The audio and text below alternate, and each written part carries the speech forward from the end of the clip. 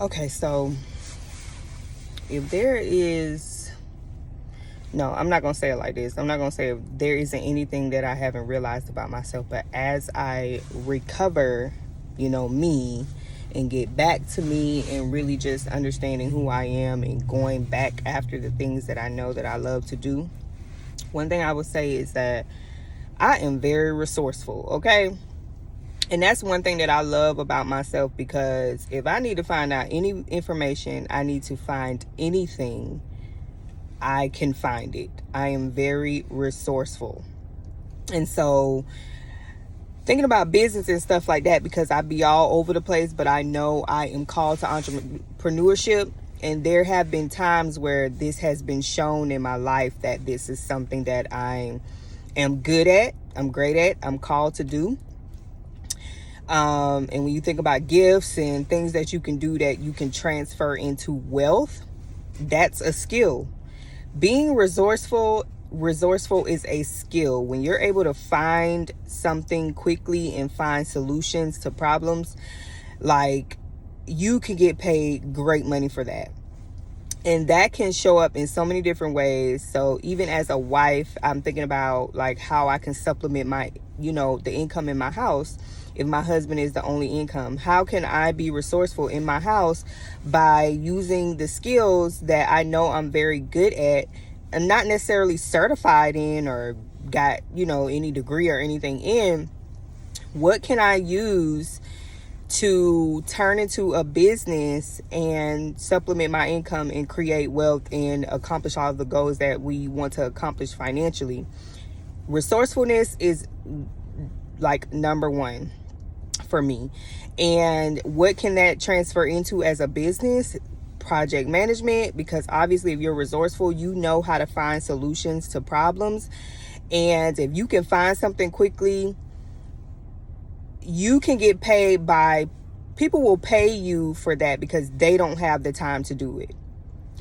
And they don't want to take the time to do it, because doing research and finding solutions and finding what you need can take a lot of time. So if you're willing to, if you can take that time off of another business owner's hands, then they're going to pay you good money for that, because you just save them, who knows, 5, 6, 7, 10 hours, days of researching, and they were able to use that time towards something else. So you can get paid for that. So if you're, okay, let me go back. So you can turn that into project management. You don't necessarily have to have a certification, even though you can go get one. You can turn that into a virtual assistant business. You can turn that into so many different things. And for so many people in different industries that are just looking for that because they don't have the time to do that. I'm good at finding stuff, and another thing you can look at, like for me, I always think about, what do people always come to me about, like questions and things like that.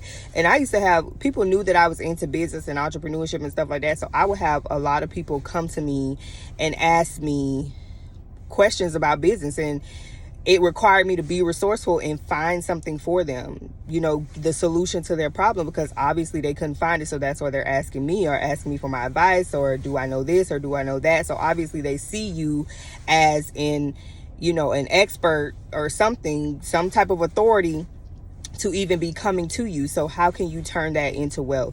And y'all, I used to overthink this so much, because I'm like, what can I do as a business? Listen, I like the startup phase of business is like my favorite part. But when it comes to growing and scaling and marketing and all of that stuff, I don't necessarily enjoy that. But I love the foundation of it all. I love creating content. I know how to find topics for content creation. I know how to find the resources for that. I'm like, everything startup, like, I like creating websites. I don't know if I necessarily want to get paid for that, but I love using Squarespace and figuring out platforms like Shopify and stuff like that. Like, I enjoy that. I love sourcing products, because when I had in my lip gloss business for me and my daughters, I enjoyed researching, finding the different products and supplies and all of the stuff that I needed, and implementing payment platforms and all kind of stuff. That's the part that I enjoy. I enjoy the starting of entrepreneurship. I don't necessarily enjoy like the part after that, the scaling and the growing and the marketing and all that stuff, but I enjoy the startup phase of entrepreneurship. So I can easily turn that into a skill, because where do people have the most problems in entrepreneurship? It could be the startup phase, because they can overthink about what they need to do. I know how to do all of that with platforms, how to find product, all of this stuff. Like, they want to know this stuff, and if it can save them time and they can afford to do it, they will pay you to do it. So I knew this for a while. Like, the startup phase is my ministry, okay, in entrepreneurship. I just love that part of it. So I say all that to say, if you're a wife and you and your husband is the only income, you're trying to figure out how you can supplement the income and bring in more money and create wealth so you can save and do a lot of the extra stuff, especially if you got kids. Like, I got 5 of them, and there's so many things that we want to do and desire to do and accomplish, but we can't do that without the money. So what skills do you have where you can transfer that into wealth? The Bible says God gives us the ability to create wealth. He also says that he will bless the works of our hands, and there are so many things that you know how to do that you don't even recognize, and you need to tap into that. So I just wanted to share that.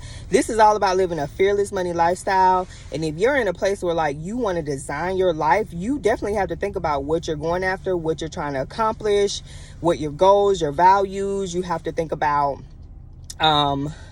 what you're good at, and it comes easy to you, where you don't necessarily have to go out and go back to school or get a certification or things like that requires more time for you to, be able to put yourself out there. So what can you do right now that will be the foundation to help you get all of the other things that you want? And if it's something that you always do, then just turn it into money and turn it into a business. It shouldn't even be hard for you, but I think the overthinking comes when it's like, okay, now I'm turning this into a business, and now like, what do I do and how do I market this, and imposter syndrome, all of this stuff will start to show up. Just forget all of that, because you do it anyway. Just show up, and the people that need you will come to you. So use what you already have, use what you already know, and create that into a business, and there's the beginning of your wealth. I'm preaching to myself, y'all. So let's get to it, okay, and live a fearless money lifestyle. Let's mind our funds, okay, because we already have it up here. We already have it in our hands. We just need to see it, get out of our head, and go after it.